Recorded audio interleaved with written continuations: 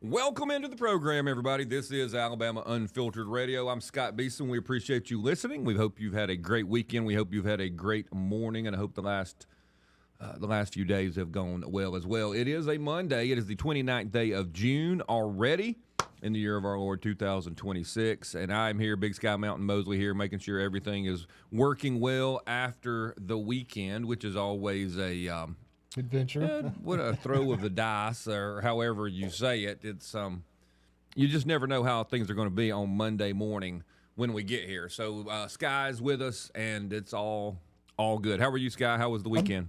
I'm good, fantastic. Nobody got hurt, and I didn't tear anything up, so Well, that's a plus. pretty happy about the way it went. Yeah. Are you ready for the 4th? No, absolutely not. I'm barely ready for Monday. It seemed like I just left. And here we are back. Glad to be here, but man, that was quick. Yeah, it didn't take long for this weekend to go by. I don't know. Really? I don't know what it is. It's just time is flying by. I don't know if it's because I've gotten older, or if it just the days are not as long as they used to be. I don't know what it is. Do you think it's the older? Yeah, I definitely. Just not I have a little processing more as fast. perspective than you on that, and we're into what is known as fast time. Is that what it is? Yeah, when you're young, you couldn't wait for Christmas, you couldn't wait for school to be out, and it was slow time. And then middle age is, of course, and then Well, it's because, well, I don't know. now we're creeping into fast time. You look up, and the days are slow, and the months I think are if your fast. back hurts, Yeah. the time goes slower because you're like, It seems like my it. back is hurting. Then you look up, and it's a month later. I don't really. I guess it happened when I became an adult, but just the days clicking by. I mean, when you wake up, you got to get ready. You're running behind. You got some things you need to do before you leave the house. You drive through traffic. You can't figure out why your 20-minute commute is now 47 minutes, and everybody's in your way. You get there, you work all day, get home, get a little bit of something done, eat dinner, and then you're like, I got to go to bed. Yeah. Because I got to wake up and do it again tomorrow. Work. I don't get it. I saw a thing, and I don't know if y'all saw this or not, and maybe you did, Sky. Did y'all see the thing? I should have saved it. I should have looked into it more, but I read just enough for it to stick in my mind that serfs, which I don't think we're going to get to be feudal serfs. Okay. I think we're going to get to be slaves in this new future that they're getting for us. Scott Beason, what's the difference? You don't own anything. What's the difference? It's exactly the same. No, it is not. Well, if you lived in a rural area, maybe. But that in the old days, when people didn't have nearly as much as we do, and life was a lot harder, supposedly, than now, they lived agriculturally, and there were only so many days a year that they just worked dawn to dusk. Because you work really hard planting, and then you got to wait a little while for something to happen. And maybe you're hoeing and getting the weeds out and that kind of stuff. But the story was that our vision or our understanding of how tough it was is not exactly accurate. It was physically more demanding at times, but there was more downtime, and it wasn't as negatively impactful on our psyches as modern society is. And first I kind of just was like, whatever, move on. And that's why I didn't read it. That's why I didn't explore it anymore, because it didn't hit me at the time.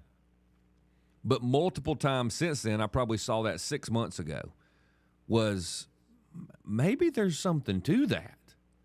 Because all modernity did to me, in my opinion, was just figure out a way I could worry about the next thing. Or there's the next thing that's not working right. There's the next thing that needs to be fixed. There's the next thing that comes with a gajillion-dollar bill attached to it. I mean, go get your car fixed for anything. It's astounding, Sky. how much everything costs. And you got to worry about paying for that, and then you got to worry about paying for this. You got to worry about paying for that, and then you just go and go and go and go and go and go and go. The industrialized world, yeah, I guess it quote unquote made things easier, but doesn't it make you work all day, every day, for your entire life, except for the 2-week vacation you get? And most people go in debt for that, so that you're still on the hamster wheel when you get back. Am I wrong about this? I don't mean to be depressing. No, it's pretty deep for a Monday morning starter. But yes, we're constantly striving and striving. I call it one thing I've learned to appreciate more than anything else is peace, peace of mind. Mm-hmm. And I make every attempt to live in the moment. Mm-hmm. Mm-hmm. And in this modern world, it is nearly impossible because there's always, and I fear I'm falling behind because I'm always right. So I can't catch up. I can't keep up right. with all that has to be done. There's so much extra that we have now. Right. So yes, I think you're definitely on something there. I mean, that whole day that you worked on the farm, you were working for yourself. Now, yes, you go to your job. We all go to our jobs, and we're working, quote unquote, for ourselves. But then you get home, and you got to do the stuff that has to be done at home. Yeah. And what's weird about it is the further you try to get away from, quote unquote, the farm, the more miserable somehow it seems that people seem to be. A great example. How many people do we know who are like, you know what? I don't want a house. I don't want to have to cut the grass. I don't want to have to keep up with the stuff. I don't want to do all that. I'm just going to move to an apartment. And they seem more miserable than the people who have to keep up with their stuff at the house. And then the people in the suburb house seem more miserable than the people on the little, the little house with a few acres, who seems a little more miserable than the person who has a homestead who actually is trying to farm a little. I think you hit on something earlier. As we moved away from agrarian, agricultural-based society, mm-hmm. We just don't have any hand in our natural sustenance, in our natural life. We're so far removed. We sit at desks in cubicles under fluorescent lights, mm-hmm. and it's unnatural. So of course we're out of sorts and out of sync with the natural world God created. Yeah, and so we move to the cities, and look, I'm a suburban person, okay? And then what kind of advice do we get? You know, the big one the last year is, you need to go out and touch grass. Really? Hug a tree. Yeah, exactly. That's what I'm there. Seriously. Like, touch grass? Really? You're the one who told me to move here. You're the one who told me to live on concrete all day, every day. You're the one who told me this life was going to be great. Now you have the nerve to go tell me to touch grass? I don't know. I don't know if we're going to be able to get out of it. It looks like we're going to be pushed further and further and further into the cities. And I just don't know if that's going to be good for people's mental health, everything that we do. Historically, as people have moved to cities, there's more crime, there's more angst, there's more anger, there's more violence, because people were not meant to be stacked on top of one another like that. Well, and don't forget the anxiety of, hey, and as AI comes, that's what everybody's worried about is.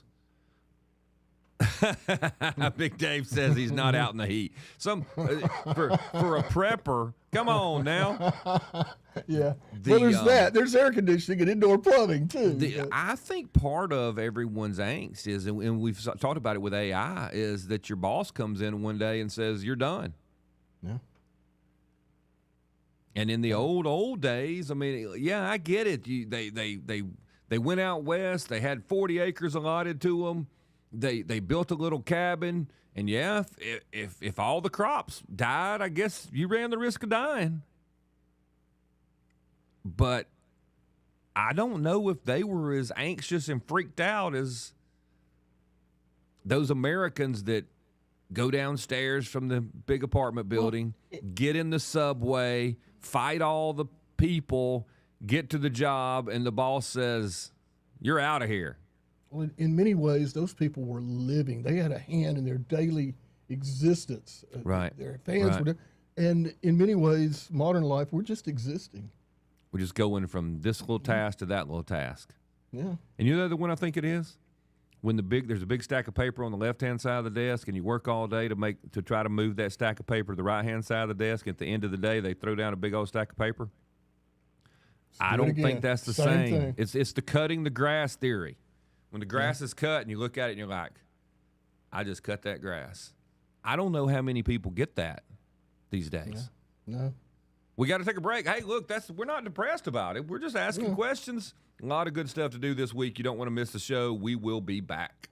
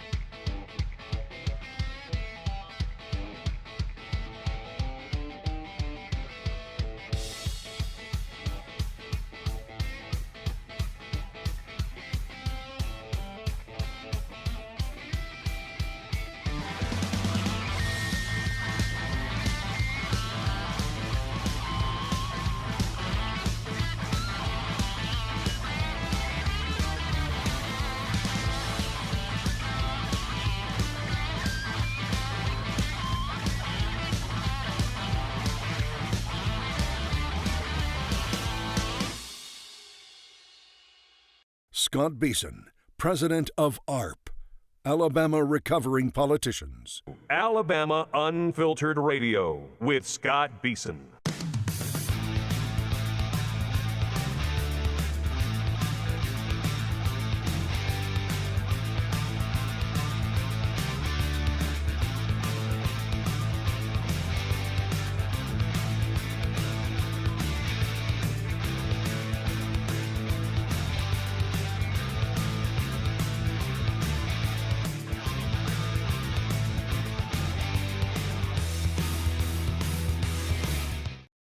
Welcome back in, everybody. We appreciate you listening to the program. Don't forget the number here, 1-800-289-9228, 1-800-289-9228.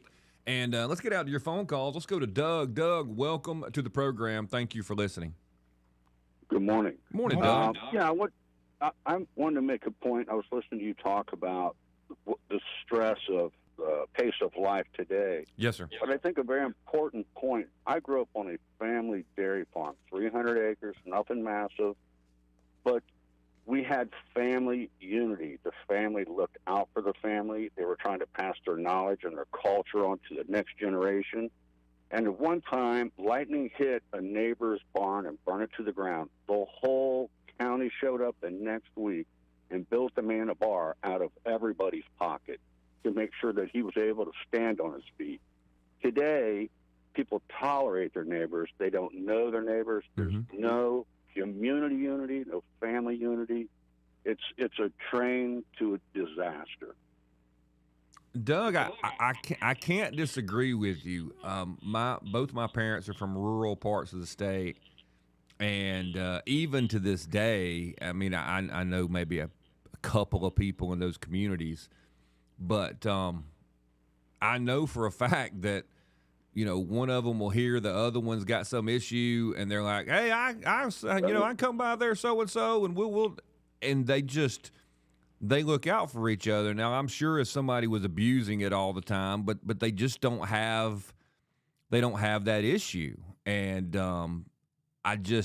it seems so different, and I think you're right. The disconnect that we have, I mean, that just leads to another issue, which is, our kids grow up, or we grew up, and we thought that the goal was to move away and basically be on, quote unquote, on our own in a place where we don't know anybody, and maybe we have a couple of friends, but I'm with you. I think we lost a lot in this new modern society where we're herded around and people want to manage us. Doug, you still there? Did I lose y'all everywhere? Sky, you there? Huh. Okay. Let's see what we can do here.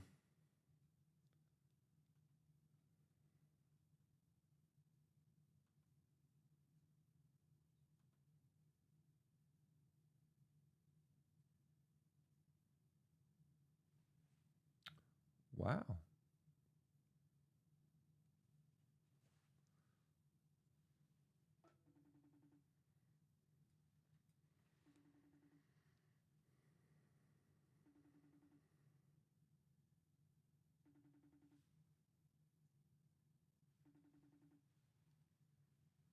Did our internet go down?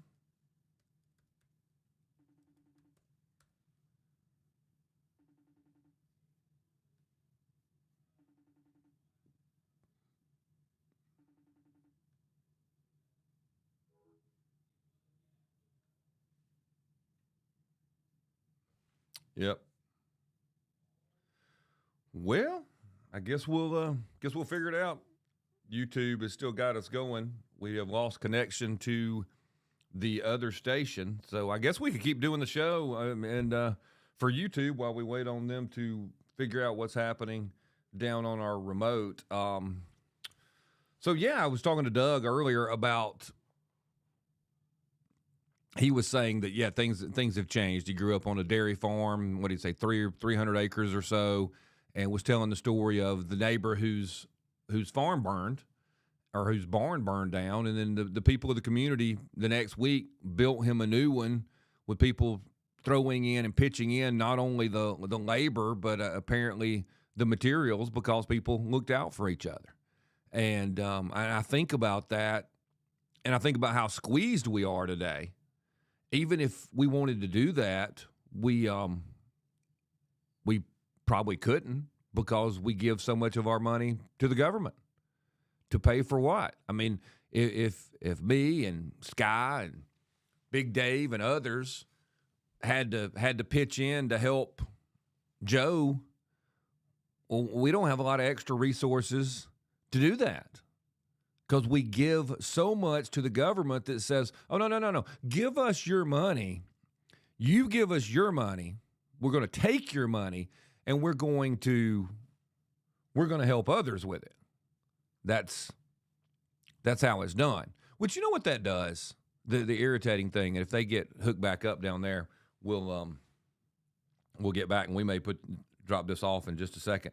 The irritating thing about that is, I don't know how many people they actually help, and it allows people who really, the person who wouldn't show up and help build the barn, the person who could care less, with our modern system, that person gets to say, I'm such a good person. I voted for policies to help people in need. Well, yeah, but you don't actually help anybody. You wouldn't help. You wouldn't, get after a snake with a stick. Well, yeah, but I vote for it, and then my dollars go to help people, so I'm a good person. That's what we get. That's what we have. So we're going to shut this. We'll shut this off on YouTube. We'll restart it in a second while we try to figure out what's going on down there. Hopefully they've got something happening. We'll check and see.